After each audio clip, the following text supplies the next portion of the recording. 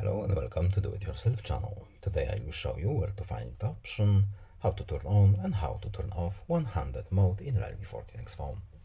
So first of all we need to go to our phone's settings. Then in settings we are looking for accessibility and convenience options menu.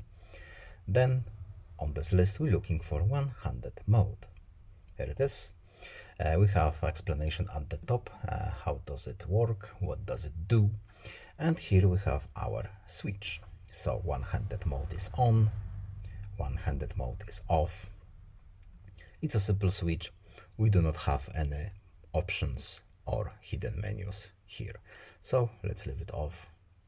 And that's basically it. I hope this video was helpful to you. Please leave a like and subscribe. Have a nice day and see you in the next video. Goodbye.